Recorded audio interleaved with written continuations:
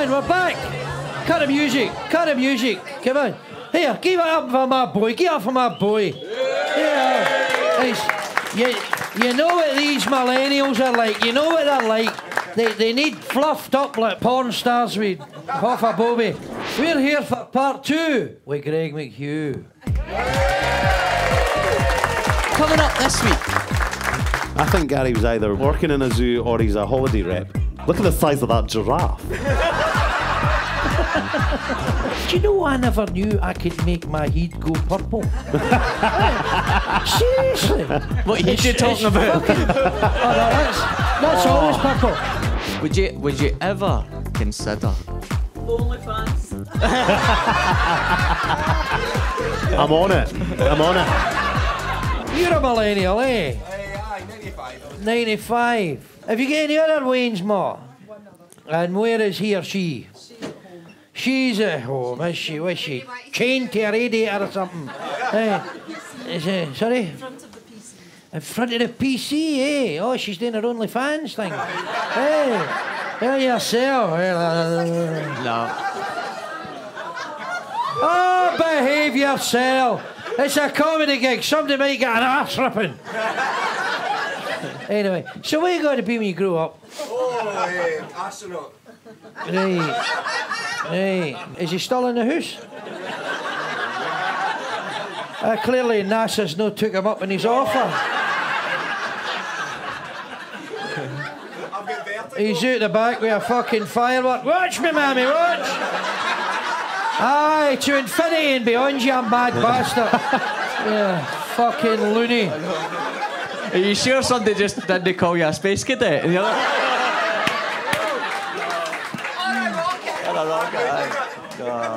Quite. Have we got any non-Scots in? The big fella here. Fucking look at big Cliff Lazarenko there. Look at you. It's like fucking. He looks like Bernard Manning, doesn't he? No, you do. You didn't. Hey, where are you from, my good man? Northumberland. Northumberland. Ah, he's a fucking Geordie. Northumberland. No, Durham. No, that's. Northumberland's the north side of the wall. Ah, you're from Sunderland. Am I Scottish or am I English? No, you're not Scottish. You are not Scottish. You're as Scottish as Rod Stewart, my man.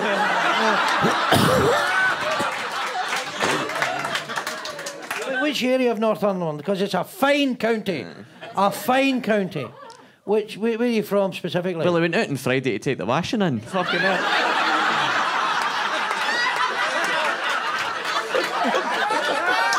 Very good. So you're good. That's fucking sharp, right? Did we get it? That was fucking good. My man, I got fucking blown all the way to Glasgow. I was just at a Newcastle Brown here. Fuck me, as I was flying over Ponteal and I went, fuck. So, where are you from? Amble. Never heard it. Never heard it. That's a wee out-the-way place. That's nobody's ever heard of that, right? That's one of these wee places nobody's ever heard of. And they maybe go through it and they go, I wonder what happens here. Nah. I'll no bother stopping to find out. But do you still live there? What are you doing up here? Is this a Tinder match or something? A couple of bingo babes, eh? Fucking... Hey, let me see you flapping your bingo wings. Here. Wow. Oh. So, I've just shot me load. Right. So if you, is this a cross? I've been blown all the way from Glasgow. I get blown up to Glasgow to get blown in Glasgow. Right. This is very disrespectful. I'm sorry, missus. I'm sorry, missus. And this gentleman here, he's fucking horrified at this. He's never heard of it. He's sitting in his study at night, reading the lives of the saints, you know. Sorry? St. Johnson. You're saying he's... No, the lives of the saints. Oh, fuck.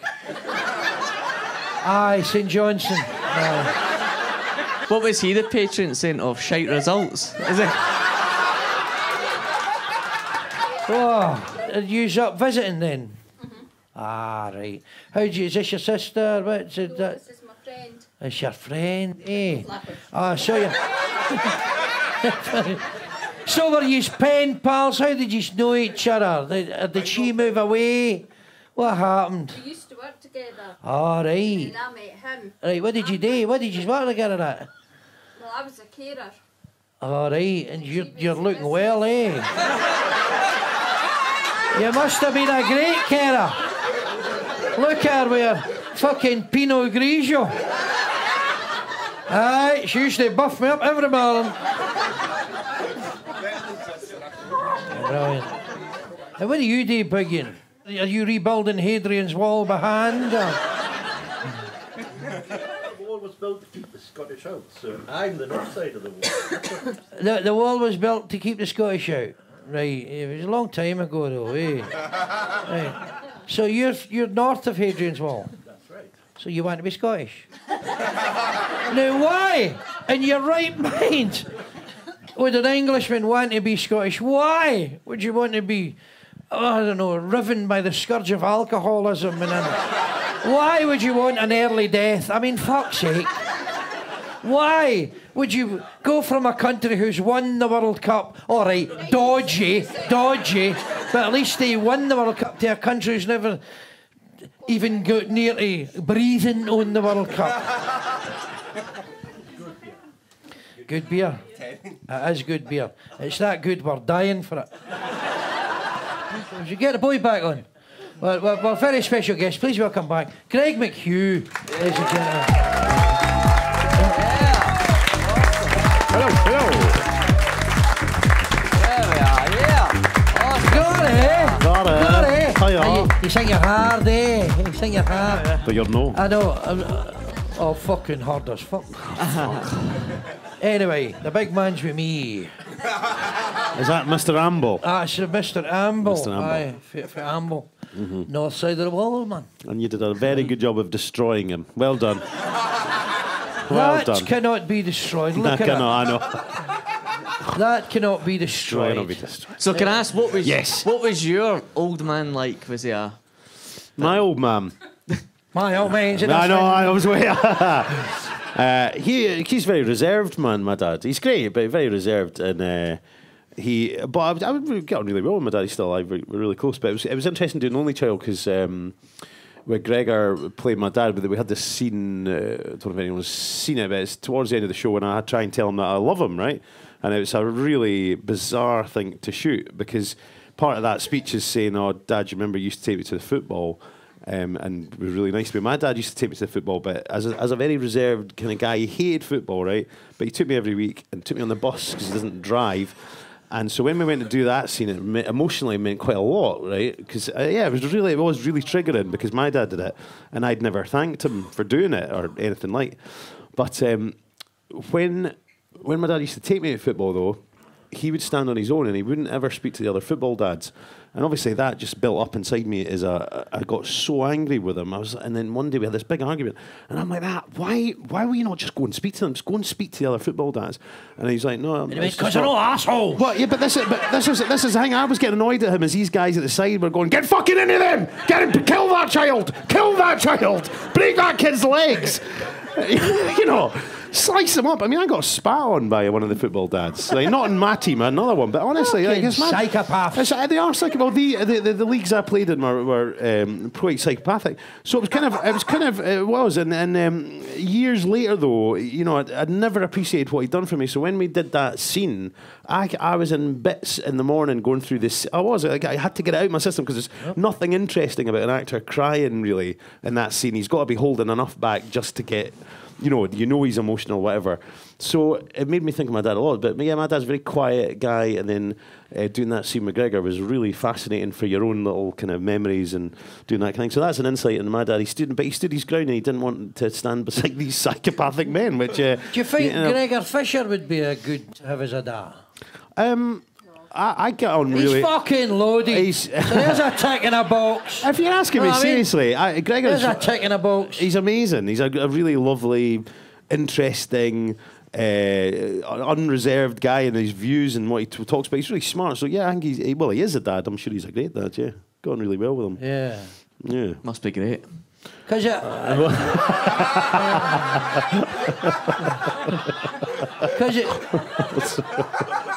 obviously I'd worked with him, not as extensively as you. But I remember when I did Rob C. Nisbet, I was in Rob C. Nisbet, I was in a scene where I get nutted by Rob C. Nisbet. And I remember the read through and I'm going, fuck, Gregor Fisher, Rob C. Nisbet, fuck, a legend, right? I thought you were going to say, fuck, that's not in the script. He's got me with the Adam's apple. Yeah, right. Don't interrupt me, you wanker. Right? And I remember thinking, this Rob C, he's a man, right? And I remember the first day of shooting. So we all got to know each other at the read through and all that. And then the first day of shooting, there he's stoning at the door of his trailer, you know, 3 or 4 steps up, like an icon, a statue, like the Colossus of Rhodes, right? Maybe no. Right? And he's standing having a fag, as resplendent as Rob C. Nisbet. And I went, oh, fuck. I went, good morning, Gregor. He went, good morning, Jonathan. He doesn't even know my fucking name. And I thought that made him a great guy. But he's very kind of, he's very reserved as well. Yeah, he doesn't. He's kind of used to. He doesn't want a big fanfare, and you know, he's quite shy-ish. But not when you're speaking to him, and not when you're working with him. But in terms of people coming up, he's quite reserved about that kind of thing. I think just because someone's calling you Rab for all of your 20 odd years, however long you did it for, is a bit irritating. I've only did Gary for a little while, and I get a little insight into that bit, and you forget how many different things he's done. No. Have you zoned out again? Are you having a stroke? Are you all right? No, I'm good. It's the medication. It is medication. But something else I loved as well that maybe we've not spoke about was fresh meat. Oh yeah. As well. Yeah, it's great so fun. That really pisses off the vegans as well. But that was a big thing to do as well, wasn't it? Yeah, that was crazy because at that time, Gary, I was getting a little bit concerned that I would be forever Gary, and then that audition came in to play this really odd guy, and then when I got that, I was kind of over the moon because I loved Gary, but also I wanted to do something different. And Howard, I think, really was a polar opposite of Gary, and then working with Sam Bain and Jesse Armstrong, and they went on to write Succession, and all that team wrote in America across a number of shows. So to get into that world was like super exciting, really exciting. How much of that character was on the page, though? How much of that did you bring to it? I had to audition 5 times for that role, and so I think what they saw didn't match what I thought it should be. I think they wanted Howard to be a really meek, kind of physically meek as well character who was kind of in the shadows, whereas I thought he should rule the house. Like he should actually be the most confident one of who he is in the house, and then the minute he steps outside the door he collapses because he hates social situations. So I don't think they saw it as that, but I tried to persuade them that I thought it would be more interesting if the house is his like castle and he's safe there, and then he goes out and he's like can't speak to anyone. So you brought a lot to it then? Well, I don't know. I mean, the writing was there. The writing was absolutely amazing. But physically, I wanted to do something different with him. And Gary was all PR. And Howard is all like classic. He's bent over and all the rest of it. So I wanted physically to do something different with it. But eventually I got it. But I never found out who the horrible people were that didn't want me to. Just give me the part after the first audition. Thanks very much. So, yeah. But no, a great, amazing job to get to do. And we did 4 series of that. And we're still really good mates as well, so I still see a lot of them. Being based sort of down south as well, it must be easier for auditions.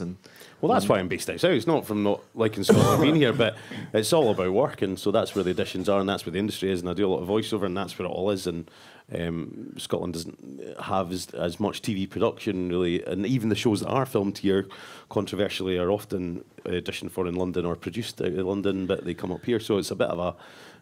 See, if you're an actor based up here, I mean, you get an audition, right? And then, see, I've got an agent, he's based in London, and then he'll send you something through this Email. tagman fucking thing and all that, right? It doesn't matter. And you say, you've got an audition, can you be in central London in 2 days? Yeah. Right. You can't get a cheap ticket to go to London. No. You're either flying or going on a train. And then so you're up at fucking Dork o'clock, right? You're in Central Station at fucking 5 in the morning or something to be in central London for 12 o'clock. Yeah. And then you find the place in Soho, you go in, and then 2 minutes, back out the door, back up the road. And then you don't even hear that you've got it. You're sitting in house 3 months later and you go, oh, there's a guy that got that. They just treat you like fucking shite. Have you heard the American Horror Story? Yeah. I get an audition for that, and I get the megabus for Buchanan Street, right? Oh, that's slumming it. Fuck's sake. So I know, it was just what you do, innit? Like, so I get the megabus from Buchanan Street all the way down to London. Arrived at like 6:30 in the morning. Turned up, and the actual scene was, it was, so if you know me, I'm missing the tips of these fingers, right? And it was for someone who'd been missing the tips of the 2 fingers. And I arrived, and there was like 17 folk all missing the tips. No. It was awful. And then I walked in the room, and you had to like show your hand. And I walked in the room, and he went, "It's not your left hand." He just went, "It's not your left hand. Next." No. And I literally got You've on. just all night getting touched up on the megabus. Right. And you're going to Sarang fucking hon. It was it. So he's like, "It's left hand next," and I had to get back on the megabus all the way back Oh, home. that is brutal. That really is Awful. brutal. It's fucking dead brilliant. He's dead brilliant. Nice doing, kids. Aye. I remember I had this audition for a Czech supermarket called Globus. The idea is I was stoning and the other comedian was sitting down and he's holding my belt, and the idea is you don't need to tighten your belt when you go to Globus. Right. It's the Lidl of the Czech Republic or something. Right. Why they wanted a fat Scottish guy in, I don't know, right? Do you know what? So, what's his name? The guy that spaced out here or other place. Milton Jones. Milton Jones. I fucking used to gig with him and everything. Milton Jones was the other comedian, and so he's pulling my belt. Do you know I never knew I could make my head go purple? Right. Seriously. What head you talking about? Fucking, oh, no, that's always purple. Right. But it's not a good idea to do it. It's fucking dangerous, right? But I would fucking hold my breath, and my head went like fucking like a Ribena advert, man, pure purple. And the cashier went, "Fuck, that's amazing." And I thought, I've got this. I've got this. But went out, all these purple-headed fellas. That's a cock joke, right? Anyway, give myself a stroke. Never get a joke. Brutal. Tell you, man. I've had some absolute horror auditions as well. I had when I came out of drama school. I mean, this is just agony. The recollection of it was it was a physical dance piece, right? So they wanted, but it also had rapping involved in the show. So I went along to this audition, and they wanted a song and a speech, right? But they weren't too fussed about the dance stuff yet. That was the next recall. Anyway, I decided to choose an Eminem song. No, it was unbelievable. And I actually started the audition with, "Are you ready for this?" Right? And I did. And in the middle of it, there was a panel of 4. 2 of them had to physically turn away, right? And all I saw was that. Just their shoulders. And that was the worst. I'll never forget that. And you need to have them. But that's still hot. If I hear an Eminem song, I'm like, "Oh no! Oh, sick." Made a rip roaring cunt of yourself. Yeah, that's what they said. That's what they said at the end. Oh, fucking And sometimes they hold on to these auditions tapes for when you make it. I hope that doesn't come out. But yeah, you've So got what to do them. is there anything you would, obviously, I mean, you've done so much, but is there anything you would love to do more of? Yeah, I'd probably like to do more theatre and do something, change it again. You know, I've done a kind of range of stuff, drama and comedy now. But then I think doing something on stage that was, I don't know what it There's could be. no money in fucking theatre. No, there's not. There's no money. There's not. I mean, the average theatre actor can't afford a paper. I mean, seriously, if you're a theatre actor, I mean, it's fucking wallies you're getting paid. It's not, yeah, but It's wallies, man. it is. The pay is ridiculously bad, and if you're living in London and trying to be an actor, it's ridiculous. But no, I think I would still like to do that. Something surprising. I like doing different things. So I think something super surprising would be good. It's worth saying, actually, Greg came up for this, to do this. He's come up just for this podcast recording, so it's incredible. Oh, you guys. Oh, you I never guys. fucking walked it. Right. You know, I came in a fucking plane.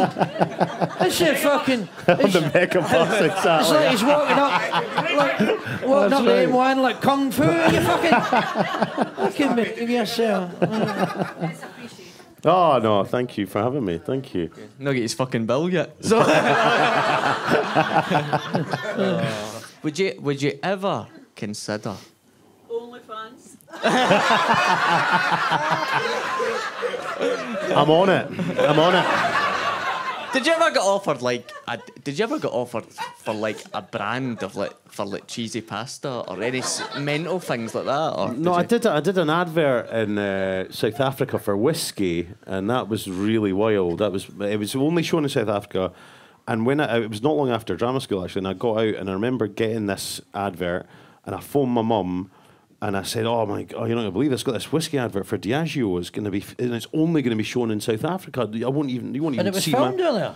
No, we filmed it here in Scotland, and then it was. That's pish, isn't it? Well, I know, but then they got me over to South Africa. It was they put me in this crazy thing. But that ad, and then when I phoned my mum, and said, "Oh my God, got this! It's going to clear my student loans from drama school." And my mum said, "Oh, that's really good news. So only in South Africa, that's just what they need post-apartheid." That's what she said. She said, "Oh, that's great. Let's really ramp up the alcoholism and the whiskey. Well done to you." And I was like, "Oh my God, that's my first job." And I don't know. And it was kind of used a little bit as status things for townships and Johnny. I did it. Yeah, of course I did. So when you went to South Africa, what were you doing when you went there? They did live promotion. The adverts had been a big success over there, weirdly, and they put me in as this. He was a fake chef, celebrity chef. This guy, and what they did is they put me in whiskey expos, which are kind of like big fancy. Massive rooms, trade shows. Trade shows like that, right? And they put me in as this guy, and he gave me a plastic bucket and with some watery rubbish at the bottom, and they put this half door thing behind me, right? And my job from 5 p.m. till 10 p.m. for 5 nights in Cape Town, 5 nights in Johannesburg, was to wind people up, right? And to sabotage it for press, right? This was their thing. So people would come over and be like, "What's this? Are you that chef off the adverts?" And I'd be like, "Aye, mate, aye." But you see, all these guys, they're all fleecing you, right? Because they're telling you that they've put that stuff in barrels for 18 years. I do this in 6 months, and it tastes just as good, right? And that's what they want me to do. And in Cape Town at that point, in Johannesburg, the media were like 15 years behind, right? So here you'd be like, this is a wind-up.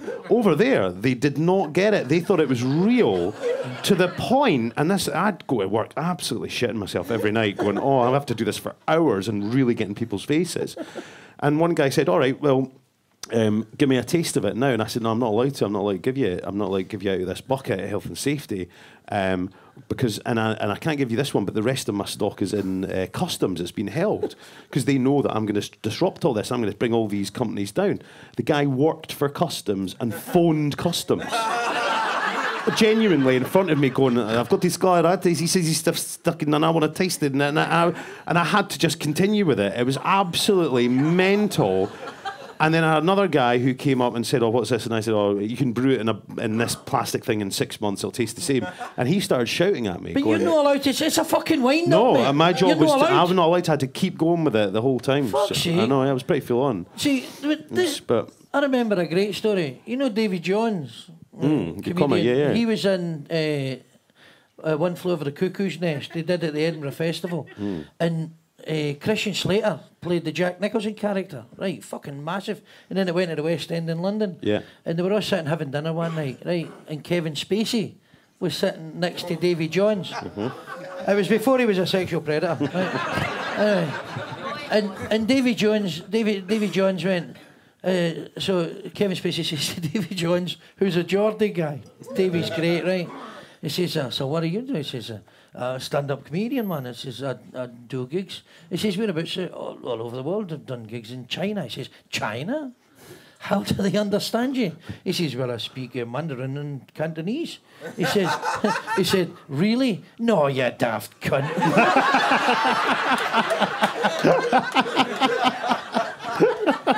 Of course not, you fucking idiot.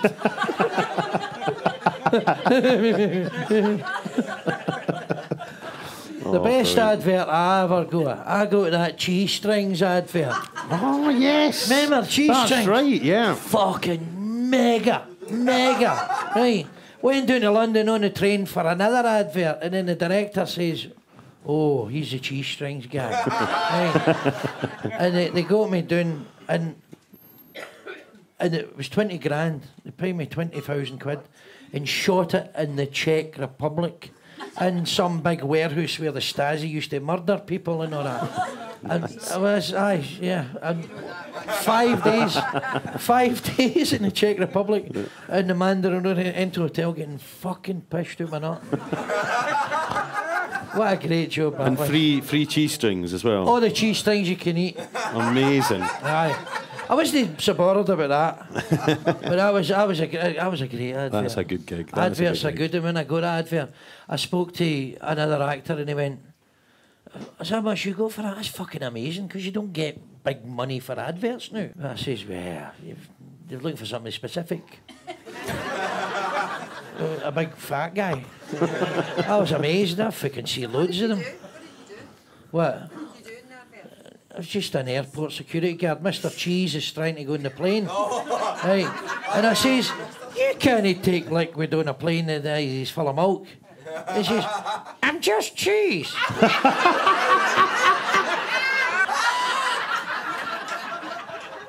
5 days? No. They only filmed it the morning of second last day we were there. Rest of the time, we were in nightclubs and the boozers and everything. In fact, I went to see the Czech Republic play Northern Ireland in a World Cup qualifier to stay off a drink. And then I found out they sell mulled wine and lager at the game. I was pissed again. Yeah. Go on yourself. And you get per diems when you're on location. You get per diems. They give you money every day for food.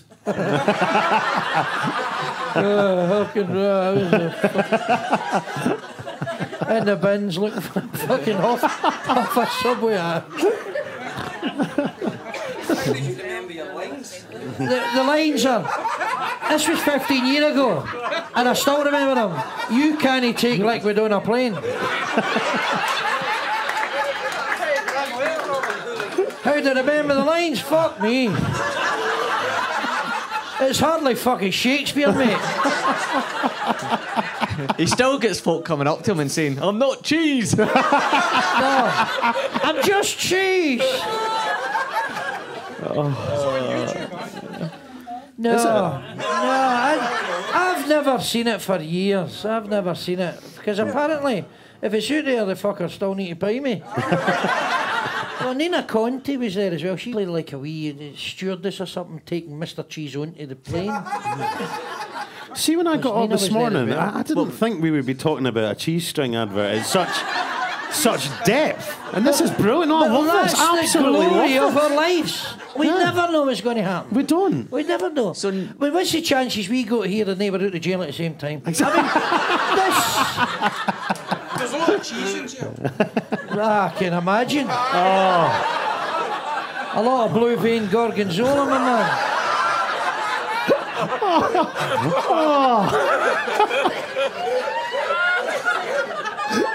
Well, that'll be a Spanish prison. Here it'll be Stilton. I bet you're glad you flew up for I'm this. so glad. No, at all. I just like the idea of that being in the first draft of the cheese script that you read. There's a lot of cheese in the jail, man. Cut! Would you ever bring Gary Tank Commander? I know you do Panto, but would you ever bring Gary Tank Commander back? I would love to, but I think not being too boring about it, but the funding, the broadcaster, they decide. People say, would you bring it back? I think I'd bring it back. It'd be a great laugh because we had such a riot shooting it. But whether there's... What's that? Gary Tankman is a scout. A scout. Well, I like the creepy sound to that. No, he's in the No. TA. He's in the TA, and he's a colonel now. But you know what? I think if they said, you know, like, what is he doing like 10 years later on? I mean, you know, a lot of guys leave the army and, you know, Jacko might be a security guard. I don't know, there's loads of places you could see where they are now. I don't know if I'd go back to that. I think you're right in terms of bringing stuff back. It'd be maybe more interesting to see What's he doing now? what are they doing. Aye. I think Gary was either working in a zoo, I don't know why, working in a zoo, or he's a holiday rep. Yeah. Look at the size of that giraffe. They're massive, eh? They are actually massive. Just every day, he always likes going back to the zoo. I don't know why, feeding the animals and that. Well, Gary loves you. Well, write a letter. He loves all yous. He loves all yous. I think it's interesting though because for me, you had like I grew up with like naked video sketch shows, and then you had Chewing the Fat, Still Game, Gary Tank Commander, and for me since then, there's not really been anything. But there's a reason for that, and you need to invest in people. So when I started writing, when I was Dying on Mars on stage in Edinburgh, and then I did a tiny sketch as Gary, they weren't good. Nothing. I wasn't good, but I was given loads of help. So you have to nurture people. People don't arrive as Jesse Armstrong writing Fresh Meat and then Succession. They don't arrive like that. You need to help them, and that's the thing. I think where you take away sketch shows on radio, you take away sketch shows on TV. You don't have a place for folk to develop, to become better at what they're doing. So I think that is a major problem. It's been talked about for years, but how do you get better if you're not given a platform to allowed to get better? It's all too PC nowadays. That's it. Do you think it is? Do you think it's too PC? I think the problem I think the problem is diverse writers aren't given enough opportunity to write about a different world from ours, and if we had that, there would be less PC. If there was a more open playing field and equality, we would be able to do less safe material. Honestly, I think if opportunities were fairer, we would be able to have a lot more discussion about the things that people maybe want to see more of. Is my view. Yeah. Do you think? Yeah. It's turning into a fucking Trump rally. I tell you what we wouldn't be allowed to do today is certainly the small sketch in Gary Tank Commander where we sung Under the Sea Disney film about Osama bin Laden.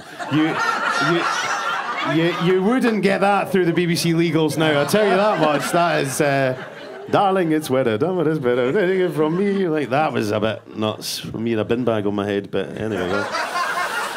Well, Greg, baby, it's been magic. Raymond, to have you. thank you. Ladies and gents, fantastic. Greg McHugh. Thank you very much. Thank you, pal. Thank you. In the back. Thank you, everybody. Cheers. Thank you. Cheers. Now remember, if you enjoyed this episode, please tell your friends, but if you didn't, Fuck off!